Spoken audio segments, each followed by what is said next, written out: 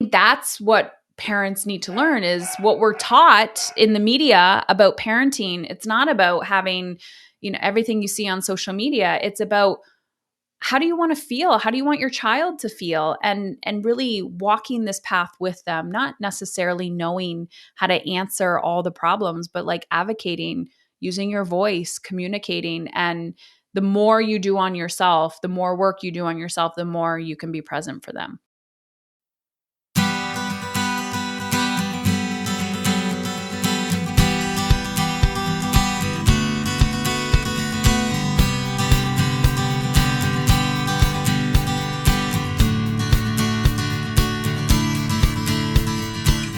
Welcome to Parent Footprint with Dr. Dan. I'm Dr. Dan. This show is about making the world a more loving, accepting, and compassionate place, one parent, one person, and one child at a time. The key to raising healthy and engaged kids is for us parents to seek the same in our own lives while striving to be the best versions of ourselves each day. No matter who you are or where you came from, with increased awareness, you can be purposeful about leaving a healthy footprint for your children, your family, and all those you care about, while living your own life to the fullest. Today's show is beating working parent overwhelm by managing your energy instead of your time, with our guest, Heather Chauvin. Heather is a leadership coach who helps ambitious, overwhelmed women break free from their fears to courageously and authentically live, work, and parent on their own terms. She's a TEDx speaker, author of Dying to be a Good Mother, and host of the highly loved podcast, Emotionally Uncomfortable, with well over 9 million downloads to date and counting. Heather started her career as a social worker, helping adults understand children's behavior. But it wasn't until 2013 when a stage 4 cancer diagnosis pushed her to take a deeper stand for change, uncovering how cultural expectations sabotage our dreams. She's been featured in Forbes, Entrepreneur, Real Simple Magazine, Mind Body Green, Google, and more. When Heather isn't working, you'll find her living out what she teaches, which may include kayaking Alaska, snowboarding, hiking, or anything else that challenges what she believes is possible for herself, and of course, inviting her children along the journey. Heather, welcome to the show. Dan, thank you for having me. I love it when people do the intro and I'm like, oh, good. I don't have to tell the story now. No, well, I went back and forth with a little teaser of the story or, launching it, having you tell it. So I wanted to tease it. And actually, that is where I wanted to start because it is so significant. And I was so moved by your TEDx talk. The picture of you that looks like you're pregnant and you were not pregnant. You had stage 4 cancer. And I was trying to put myself in your situation with children and that place in life and just wondering, how did you do it? How did you, like, the fear, the courage, the resolve, all of it? So tell us, please. Well, it's interesting. That was 10 years ago. And when I look back, I still ask myself that question of like, how did I get through that? And there's definitely a part where I don't remember a lot. I think I always tell people, when you are living in your comfort zone, and your comfort zone may be like a crisis zone, but when you are living in your comfort zone, we tell ourselves that we can't do something. And the power of like perseverance and what we actually are capable of humans when we feel like we're backed into a corner is beyond our wildest dreams. Like, we have so much more in us and we just never give ourselves permission to tap in. So you do what you need to do, like from a survival state. But in my book, Dying to be a Good Mother, I took that picture. That was a few days before I started treatment. And I make a comment in my book about how I have a smile on my face. Like, it's a side profile and my abdomen is out. And it's like, take a picture, say cheese, and smile. And inside I was physically dying. The tumors were growing so rapidly.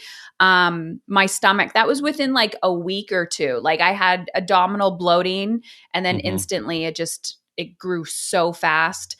And my stomach got bigger and bigger. So you do what you need to do to survive. And realizing the outer reaches of human experience and human potential, as you point Mhm. out. It's like those experiences which um, make one realize you have to push beyond. And you mentioned comfort zone. I think what I've often called it sort of familiar misery that lots of Mm. us stay in. It's familiar, it's not great, but this is what we know. And unless we have this sort of earthquake at times, this major life experience, near death experience, for many of us, it's hard to break out Yeah. of that sphere that we're living in. Mhm. There's two. So oftentimes when people are asking me about this moment, they're like, was that your like aha moment? And it wasn't. Actually, becoming a mother was my first kind of, I don't know, spiritual awakening or cracking open. And I was 18 when I became a mom, and that was 9 years before my diagnosis. So all of this, of course, happened young in my life. And there's, looking back, I can just see the reasons why in hindsight of like living in survival state and all the things. But the interesting part was I was into personal development, like parenting. I got into conscious parenting and Hmm. taking responsibility for myself and being like, what's the, like, I was on the journey for 9 years. And my diagnosis was actually me giving myself permission to live. And as a woman and as a mother, and I know that this is not just gender based, like all humans struggle with this, but I was seeking mentorship. I was seeking role models. And what I was actually observing from other women, because I'm just coming from the human experience as a woman, I could not find a lot of women who were feeding themselves, like their mind, their body, their souls, while doing what they wanted to do in the world and also feeling like they were succeeding at parenting. And I know that's like a succeeding at parenting, but feeling proud of how they were showing up. Hmm. Um, and I deeply desired to be that person, but I could not find a lot of role models. And so, cancer, I was like, I'm checking the suffering box. I am done. And if that means actually opting out of a toxic culture of motherhood, of who I need Hmm. to be and give, I will do that. And I will be the leader that I most desire other women to be, of Mm. how they show up as in their parenting, in their lives, and themselves. So fighting to get out of that, Hmm. that was a journey in itself. So if you could do it for yourself, you could help others do it too. Hmm. Of course, but I never started doing it for myself. So yeah, so was there a parallel process as you are developing your coaching skill set, developing your ideas about, how to go, for lack of a better word, counterculture, like let's get rid of all of this BS, and you're teaching it while you're learning to do it yourself? So I always believe in being on the other side of something or a few steps ahead of someone else. And I really do believe in practicing what you preach, because there's a lot of leaders out there who preach something and then you're like, but you're not living it. And so Mhm. living what the message that you desire other people to have is very, very important for me. To Mhm. come from a place of integrity. So also you can understand how difficult it is, how emotionally uncomfortable it is, and not just give a 5 easy step process. Mhm. But it was when I started my career, like my foundation is in social work, and I was working Mhm. with families, and I could see and understand, you know, I was observing families trying to get out of these cycles, and how we were just labeling and we were just projecting onto them, but nobody was like guiding them. No one had like empathy or compassion. And then Mhm. here I am going home, not like still yelling at my own children. And so as I was going through my process, I'm like, why is everyone making this look so easy? It's not. You Mhm. have to like every single day lean into how you want to feel. But when I started, it was very much child focused. It was parenting. That's all.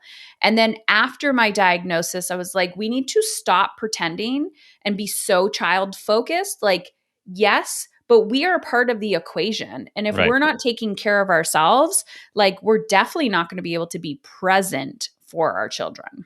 Yes. Yes, we are speaking. We are singing to the same people here because our world has gotten so. And I don't know what year, what decade, when parenting kept emerging as an actual thing, as a this huge, like larger than life thing, and all of a sudden everything became about kids with the thinking that that was good. Yeah. And we know that too much focus on kids is not good. And we now very much know with this latest wave of work and literature that when we are not focusing on ourselves, it's not only not good for ourselves, it's not good for our kids. Hmm. Yeah, we have swung the pendulum of Yes. like children are seen and not heard Yes. to like I am, and then usually you finish the sentence with so and so's mother, so and so's father, so and so's caregiver. Like we have Hmm. lost our identity completely. Right. A lot of the parents that I talk to, mainly women, it's their finances, their weekends are revolved around their children in this over scheduled life. Hmm. And I talk about being emotionally uncomfortable all the time and a lot about emotional intelligence. And my kids, I'm raising three boys, they're now 19, 14, and 11. And the second they started shifting into like becoming a teen, I realized that my relationship with them had to shift, but also my kind of identity of like, I am not here to control everything that you do.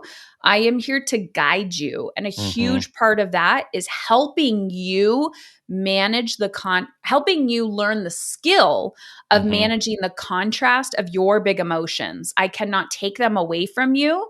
You have to experience them fully and know how to Hmm. manage them. And I think Hmm. we swung from that because so many people, that was my story. I didn't want my children to feel the way that I felt as a Right. child, Right. but they actually have to feel that. I just need Right. to show up differently for them. Yes. The only way kids can learn to regulate emotions as if they have them and have the experiencing of needing to regulate them, right? And I also think about what you're saying, and this is so true, just about how our kids become part of our identity. And I don't think many parents, and again, the parents who are in this boat, which is anyone listening because you're a caring parent, it comes from a place of goodness, right? Like I want the best for my kid. I don't want my kid to suffer like I did. And we don't realize over time the person we were, which was a person at some point without a child, becomes a huge part of how we define ourselves. And I think it's really insidious because then how our kids are doing or not doing then somehow becomes a reflection of who we are as people, how we're doing as our job. And if we don't decouple those, we're not giving our kids the space to grow, as you point out, and we're not doing we're not being healthy ourselves, focusing on our own growth and development as separate individuals. Mm-hmm. I was just saying this to someone earlier. I said, parenting is incredibly selfish and egotistical. Like, we think that by not giving to ourselves, by self abandoning, we are like, we just that whole self-care is selfish, giving to yourself is selfish. And I'm like, but really, parenting is incredibly selfish. Like, I'm also observing that as my kids are getting older, they're like, what's your son doing? Where's he going to school? Who's he going to become?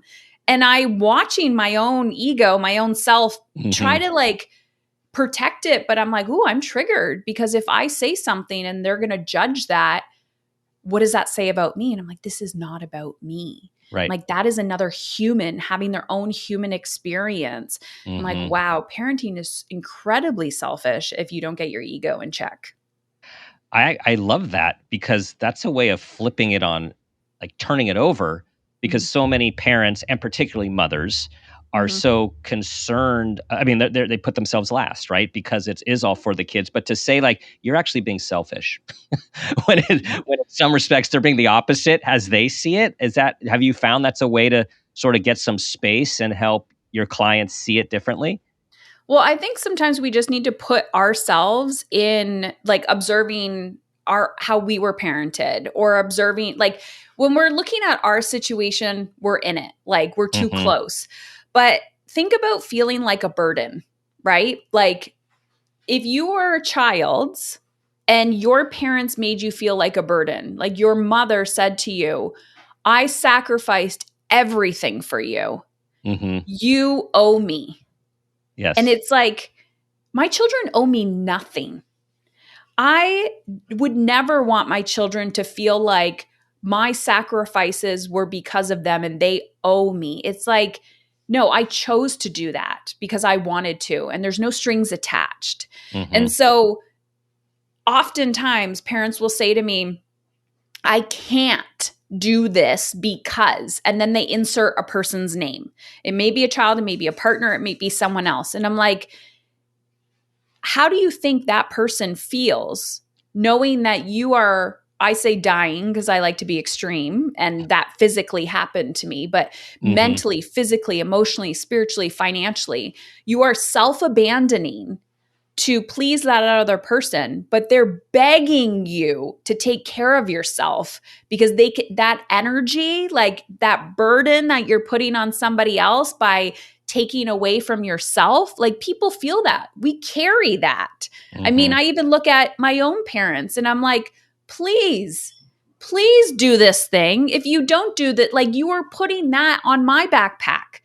Like, oh, I don't want to be a burden, but you are because you Mm-hmm. refuse to take care of yourself. And so Mm-hmm. when we can put ourselves like as an adult in that situation, we can see it differently and go, how am I actually burdening my own children by Yeah. not taking care of my emotional wellness, by saying, by chronically yelling or projecting onto them? It gives you a different frame of reference, but it is incredibly counterintuitive to think, Yes. wow, the better I feel, I am serving other people because we're not taught that culturally. Mm-hmm. And then there's this whole thing is like, can we be okay if our kids aren't okay? Oh, Right? that's That's a good saying, one. right? That's saying like you're only as happy as your least happiest child or something like that. It's like, and I know that my wife and I have a lot of conversations about this over the years. It's like being okay even when our kids aren't is really hard and is Mhm. really important though as well.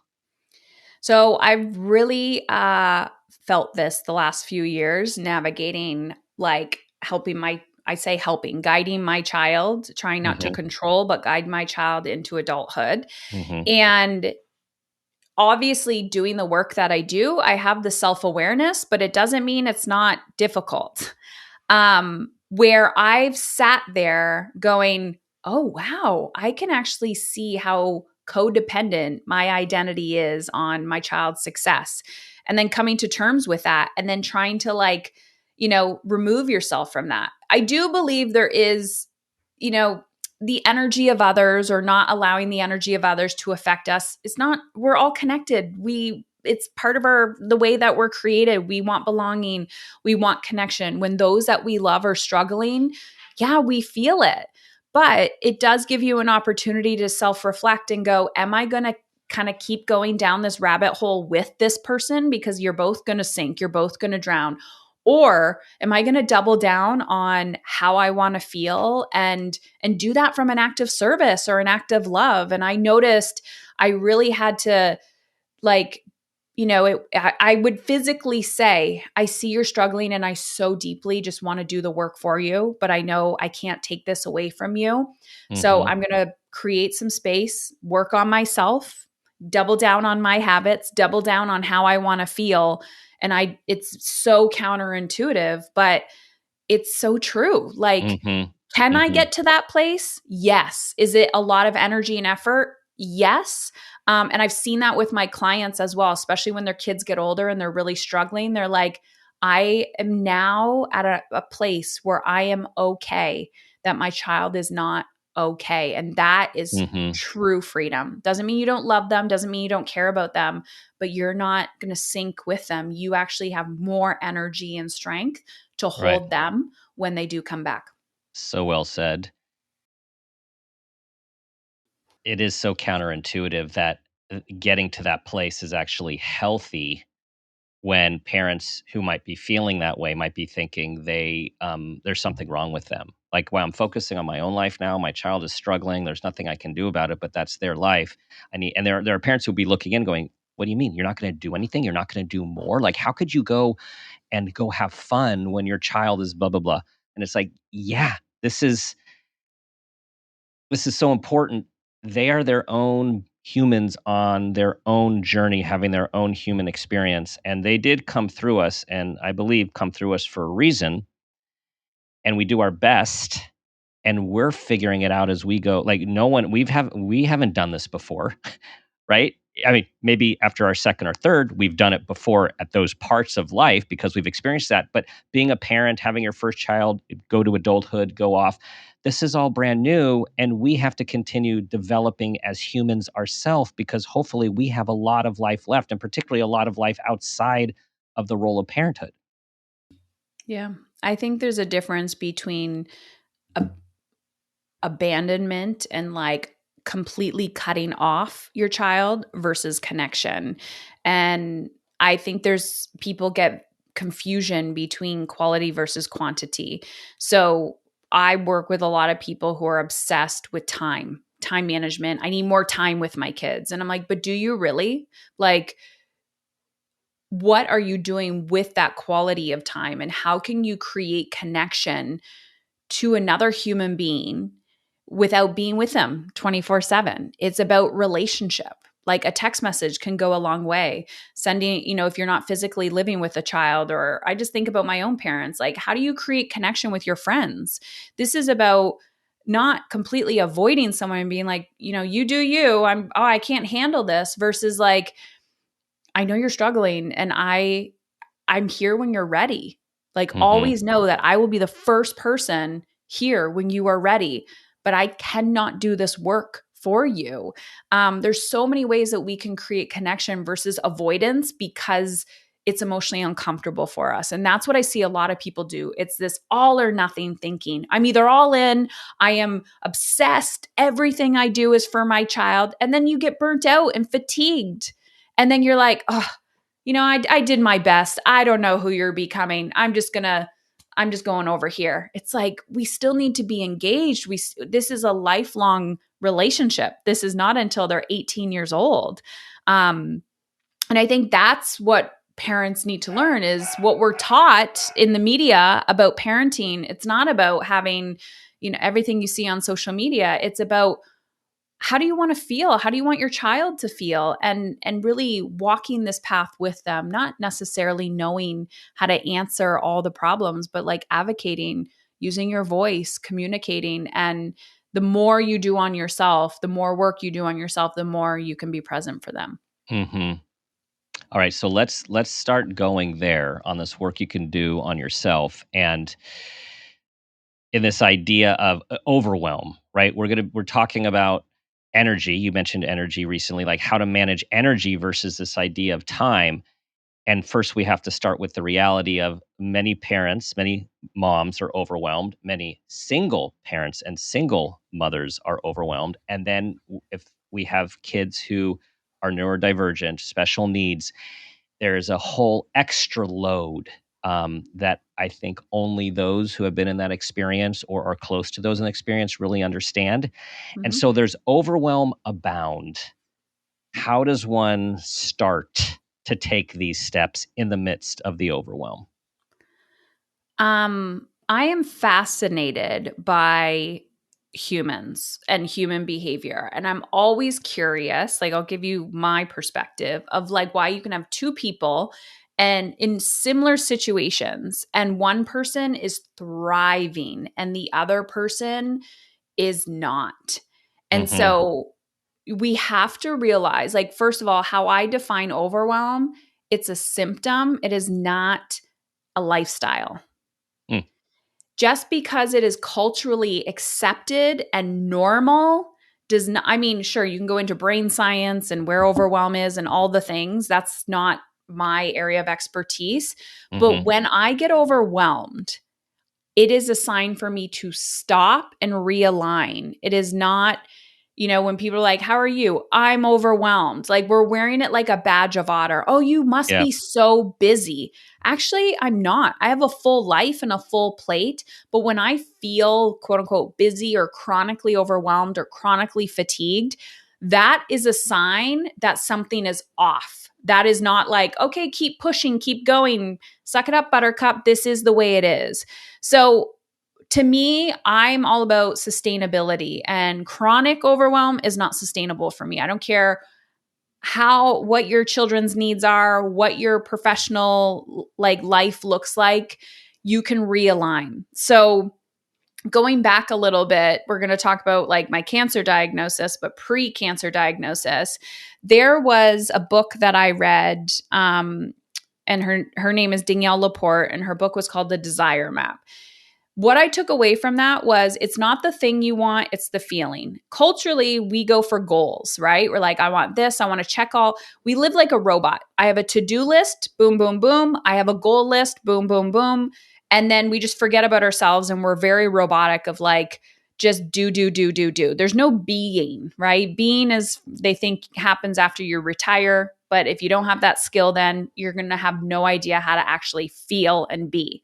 So it's not the thing you want, it's the feeling. Number one, I tell people to write down, wouldn't it be nice if, like as your journal prompt, wouldn't it be nice if, and whatever you want, like write it down, write it down, write it down. Could be something simple as, wouldn't it be nice if I could go for a walk? Wouldn't it be nice if I could have a glass of water? Wouldn't it be nice if, we could move to this place? Wouldn't it be like, these are all desires inside of you. First of all, if you are going to chronically neglect your desires for anything, you're going to feel dead inside. So, or chronically overwhelmed. Like your brain is like, oh, this is too much energy input. If you refuse to look at that, you're going to keep doing what you're doing and eventually you'll burn out. So I had to stop and ask myself, what is it that I want? And then I had to ask myself, what's the actual feeling that I want behind that desire? So it was like abundance, freedom. Like nobody ever says, oh, yeah, I want a glass of water. Why do you want a glass of water? Because I want to feel hydrated. Okay. I want to go outside and go for a long walk. Why? Because I want space. Like, what is the feeling that you're after? Once I got to this feeling, I could, and there's multiple feelings. No one's like, I want to feel depleted. I want to feel chronically overwhelmed. We know how we want to feel. Right. That was my North Star. My feelings became my goal. So although I still feel overwhelmed, although I still feel angry, resentment, all of that, I'm asking myself, why are you here? And what do I need to get back in alignment? And so now my focus is, how can I create more spaciousness? How can I? And that's the focus. It's not just about, well, I'm overwhelmed, let's accept it. It's getting clear on how you want to feel and then designing your life around that. Where I see people get really stuck is perfectionism because they're like, Heather, I'm doing the things and I'm still getting overwhelmed. And I'm like, great. Right.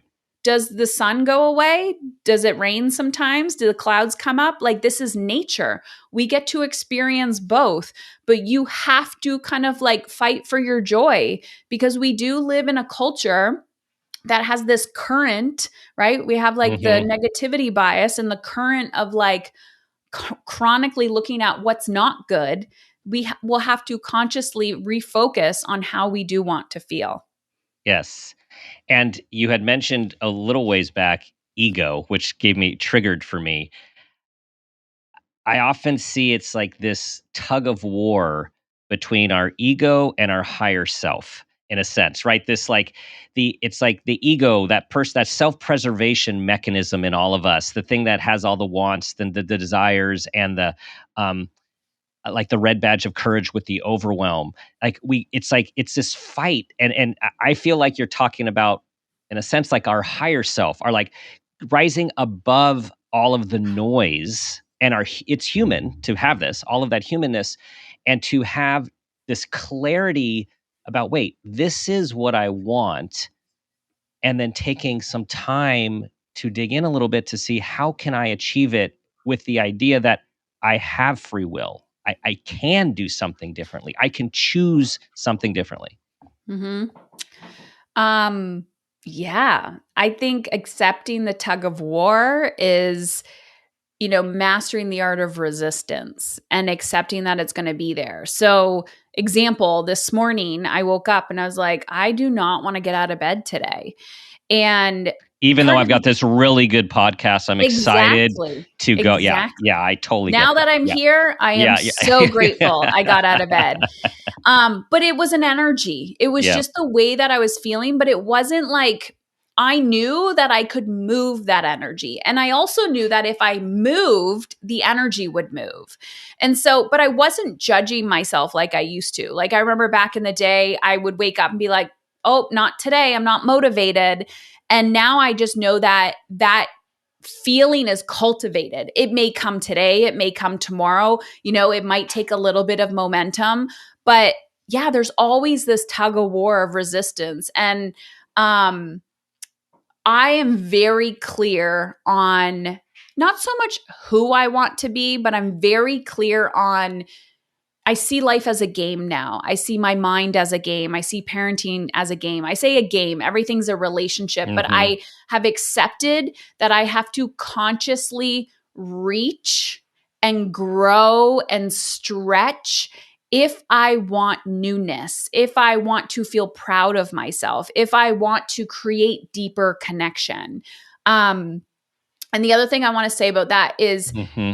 the edge of, okay, rinse and repeat, doing the same thing over and over again. And I'll hear people be like, I'm doing all the things, but like, I don't know.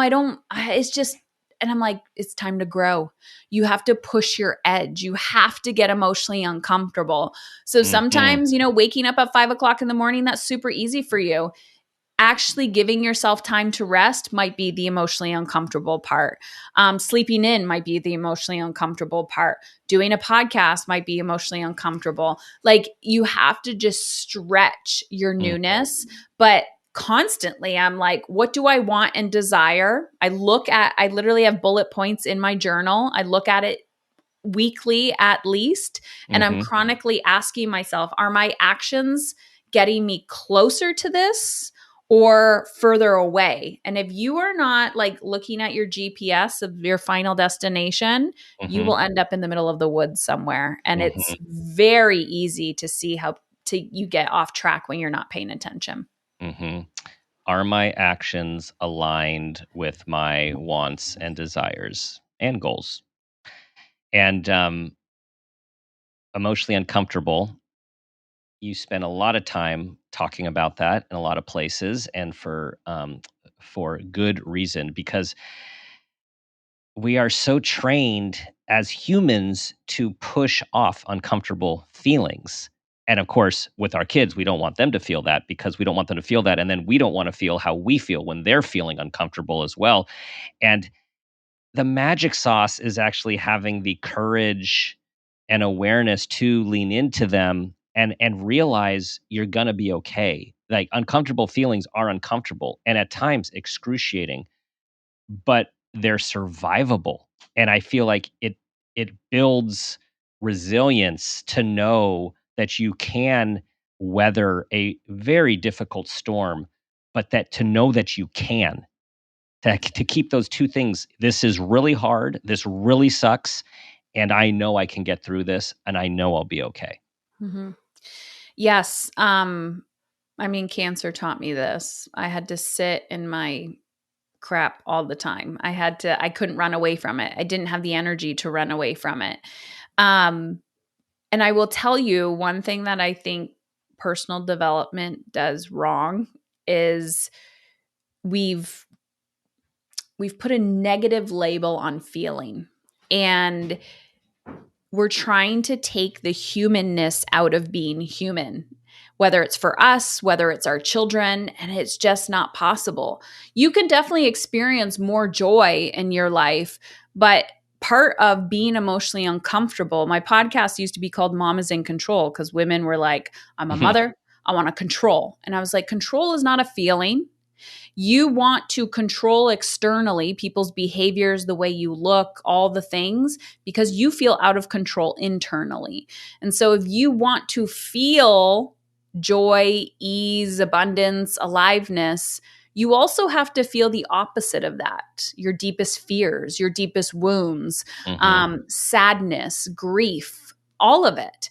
And if you're trying to push things away or lock them up, like feeling is a language and you can play with both, but we've been taught to do. We have not been taught to be. Mm-hmm. And it can feel vulnerable when you first start. So it's definitely a journey. So I'm overwhelmed as a parent and I don't have a lot of time and I'm depleted and I'm frustrated and I'm worried. How do I start to look at it differently and think about my energy versus my very limited time So I would like or my perception of very limited time as well? Yeah, I was gonna say, well, me too. Yeah. Like I still experience all of those things. I just process them quicker.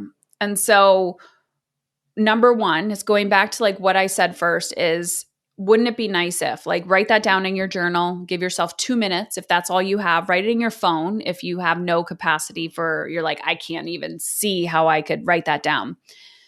And just look at that list and then go, what's the feeling that I'm after? And there's something that I called the 10-minute habit. People are like, I don't have time. I don't have time. Like, do you have 10 minutes? Sometimes they're like, no, I don't have 10 minutes. I'm like, well, you just spent 10 minutes telling me about your problem. So you actually do have 10 minutes. You just spent an hour scrolling. Yeah. It's just being stuck in complaining about the problem versus the actual doing. And then when you start taking action, your brain is going to tell you this is not going to create change because you have no certainty that change is possible, right? So I'm like, start with whatever you want to do. If you're like, I want space. Well, what would space be to you? And you're like, I don't know. Well, think about it. What do you think would allow you to feel spacious? I had to do this back in the day when I was diagnosed and I was like, I want to feel alive. I had no evidence in my life of what aliveness felt like. I was used to feeling chronically overwhelmed, depleted, worried, anxious. So I had to ask myself, how, like, people who look happy, look alive, what are they doing? And I didn't know. I had to be like the detective, but I had to start taking action. And so some of those people I would see them walking down the street and I'd be like, that looks boring. Why would someone do that? And so I physically put it on my calendar, go for a 10-minute walk. Mm-hmm. And I would do the 10-minute walk and I'm like, that didn't do anything. Mm-hmm. But I just had to trust the process and I kept doing it over and over and over again. And then that led to something else and something else. And so you have to physically create space for these things 10 minutes at a time. And then you have to do the thing. If you are bypassing the doing and you're just like, it's not working, you're not doing the thing. So this is where resistance leans in. And the last thing I want to say is you get to keep what you defend. I'm at a point in my own personal journey, especially when I'm working with people. I'm like, I'm not here to rescue you. I can't, right? I so badly want to change. I like help people change, but you have to help yourself. And if you are chronically defending why you chronically feel like crap, why you're so overwhelmed, why you can't do something, you get to keep that story. And so observe what you're also defending. Observe what you get defensive about when you're like, don't tell me I can do this. Don't tell me to do that. And it's like, you get to keep it.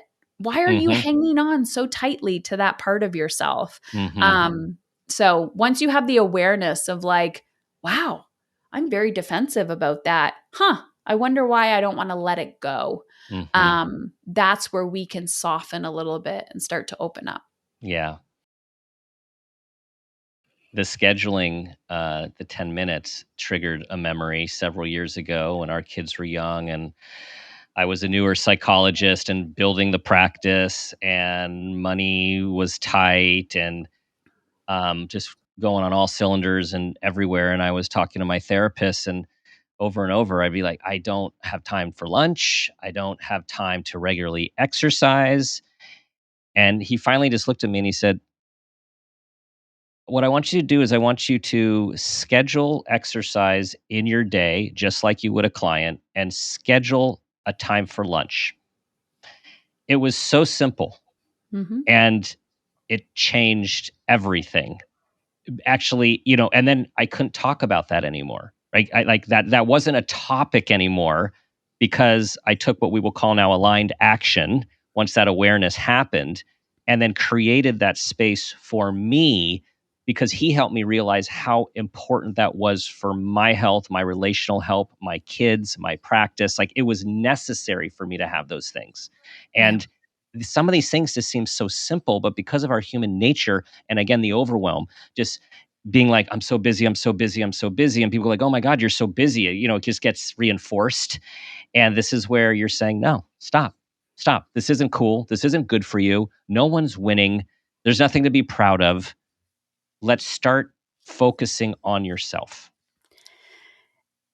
Oh, yeah. And then when you put that thing on your calendar and you keep abandoning that task, that's a whole other conversation because I see myself, and when I'm telling people, like, okay, now you're going to put it on the calendar because there's a whole energetic time management process I bring people through.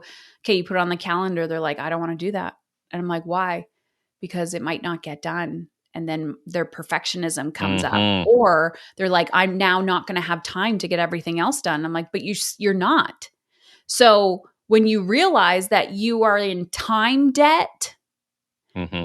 you need to create a more sustainable life, and maybe your business model is changing. Maybe what you're saying yes to changes, but then you get to that point where you're like, okay, food. Oh my gosh, it's on the calendar, and you're like, I don't want to do this. Then you're like, oh, I run away from resistance. Like then you're developing a deeper connection with your relationship. Mm-hmm. This also brings up conversations I have all the time with people. They're like, I don't have time for this. I don't have time for this. I'm like, but you had time to talk to me for an hour. Like, and then I've even done where I take it to the next level and I'm like, cool, we're not going to talk today. We're going to do the work that you're avoiding doing. They don't like that. No, they don't. I like that. That is good. And what you're saying is just how much of our life is perception. Right. Yeah. It's a perception of what is going on for us. And to go back to good old Sigmund Freud back in the day about how, awareness is really in many ways kind of that old psychodynamic, psychoanalytic thing, is trying to bring the unconscious conscious. And what you're doing is trying to help people have more conscious awareness of where they're resisting, where they are denying, where they are avoiding. And again, this is when it gets emotionally uncomfortable to look at that stuff. But for everyone listening, like this is the gold. Like this is where the possibilities begin when you have this awareness about yourself that is uncomfortable and you realize, oh, I am doing this. It's not being done to me. I am doing this. Yeah. And nothing will get you there quicker than taking action, because I find what I had to learn was talking, coming from that therapeutic model background. There's a lot of talking. And I'm like, okay, talking is not solving this problem. I need to start doing. And the second you know what you want and you start walking towards it, if you want to find what you need to heal, it will come up real quick. Mm-hmm. And the work is never done. So there's this constant co-creation. And then of course there's self-acceptance and all the things along the way. And circling back to the whole parenting conversation, when we're observing our children going through the exact same thing, we realize this is part of being human. There's no Mm-hmm. fixing. There's no perfection here. We're both growing and walking alongside each other. Mm-hmm. And I had to quote you before we do end today. And the quote is, balance is bullshit. Yeah. Right? This whole idea of we want balance. We want, to have this work-life balance, and we're sold a bill of goods. Like that doesn't work that way. Well, you can tell someone's perception when they're asking that question. It's coming from a place of perfection and Mm-hmm. as if that exists. So for me, it's always been alignment, and even being out of alignment. My goal is just don't stay out of alignment for too long. So have rules with yourself. Okay, this week feels out of alignment. Great. let it just be a week, not a month, not a year, not a decade. I don't Mm-hmm. want to be in that misalignment too long. Then it Mm-hmm. becomes my identity.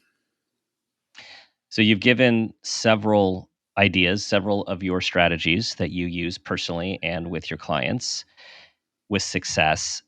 So for the parent out there who's listening because they have intention and they are overwhelmed, and those of you listening, you are not alone. We are all overwhelmed and have periods of overwhelm. What is one first step Mm. that you would recommend? Get clear on how you want to feel. The first thing that comes to your mind, that feeling, let that be the goal. And chronically ask yourself, what do I need to do to get closer to that feeling? And you may like think, I don't know. You do know. Sometimes the resistance of I don't know, I don't know, I don't know. Again, it's a mask. It's just like it could, whatever you want to call it, could be ego, defensiveness. Mm-hmm. I also like to ask myself, if I did know, what would the answer be? Mm-hmm. Or what advice would I give a friend or a client? And then I have to have the courage to take the action to get me closer to that goal Mm-hmm. or that Yes. feeling. Yes. And wouldn't you say that when people say I don't know, often they immediately know, but they don't think it's possible, so then they don't even entertain it instead of just going with it? Well, I know I do that to myself because I think, oh, someone else has a better answer. They're the expert. And a lot Mm-hmm. of the work that I do is because I don't want to create codependency. A lot of Right. the work that I do with people is to empower them. And so I actually say, I know the answer I'd like to tell you, but I'm curious, what do you think you should do? And I won't actually give them any support until they give me what I call like I didn't create this, but it's like the first shitty draft. Like, give Mm-hmm. me your plan. Give me how do I talk to my partner about this? What do I say to my child? Well, what do you think you should say? Write down a script and then I'll give Yeah. you feedback on it. Yeah. Always lead yourself first and then ask for feedback from other people. Mm-hmm. Yes, and everyone listening, even the experts feel that others have expert advice. We question ourselves. So, Oh, I did that a yeah, lot yeah. last year in other areas. Like when you are chronically working in one area of your life, you're like, I got this. But then building a business, you're like, I'm not an expert in marketing or sales or this or this. And then I'm like, I've been at this for 10 plus years. I know I'm not an expert, but why do I think I know nothing? And Right. so I had to come back to, huh, if I just trusted myself, how would I show up? And guess what? Hmm. Magic things happen. All of a They sudden it starts do. working. They do. Magic is abound. We just have to open up and put some intention out there. And as you are saying, ask ourselves these tough questions Mhm. and vision. Vision. It's a step, it's a first step. Yeah.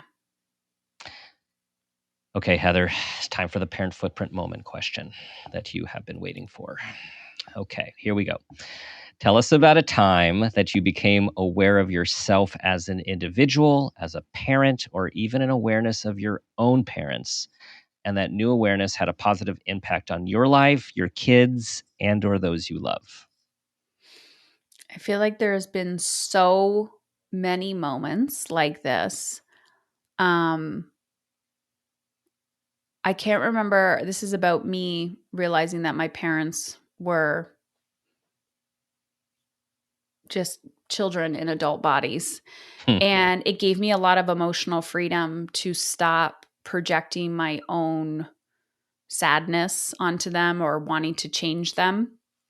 It was actually with my father once when I was going through treatment. I remember one day he he just didn't know how to create connection with me.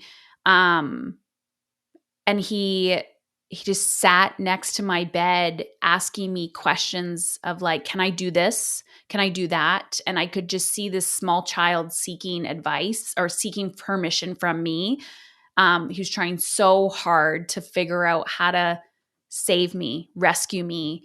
and didn't know how to process his own emotion. And I started observing him and my mother as like just small, emotionally immature children in adult bodies. And our relationship completely changed, where my expectations evolved and I didn't put so much pressure on them and accepted who they were as people, instead of me trying to change them in my mind or be angry and resentful.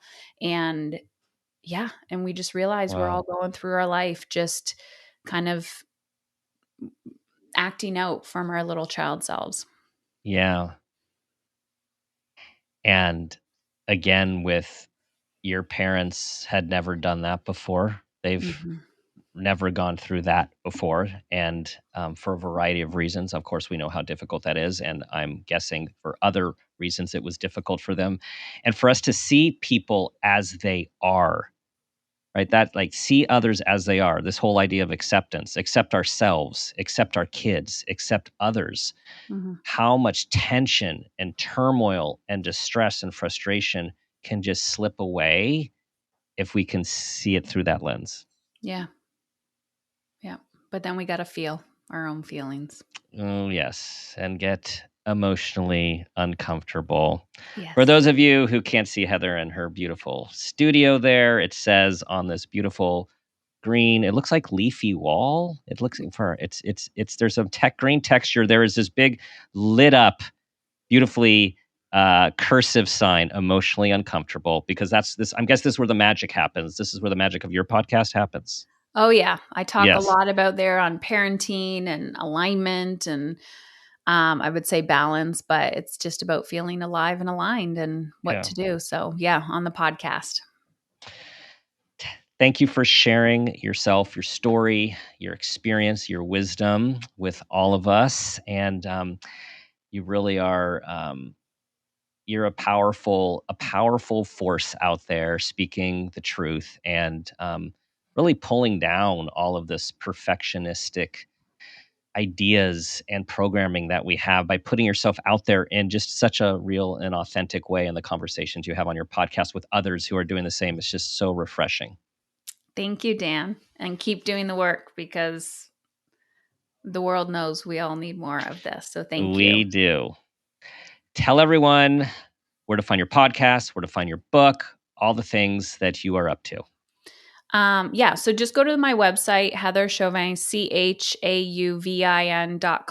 You're going to get free resource. There's free resources, the podcast, the book, all the links are there to find them. And we'll be hitting 10 million soon. Check it out. Lots of good stuff. All right, everyone. Thanks for listening. Thanks for being a part of our community. Thank you for your reviews and sharing this episode with everyone you know who will benefit, which I believe is everyone that you know. Just a reminder again, if you listen to our podcast on the Apple Podcast app, there's a few changes with the iOS 17 update. Head over to Apple Podcasts and click the follow button, and the new episodes will be automatically downloaded each week. As you probably heard, Apple has paused downloads on podcasts if your phone is running out of storage or if you haven't listened in a while, and then you're going to miss stuff. So be sure there's space available so you continue to receive your weekly episodes and don't miss anything. Thank you all for being you. You know what I'm going to ask you to do. 2 things. Try to be that person you want your child to become, and ask yourself that guiding question: what footprint do you want to leave?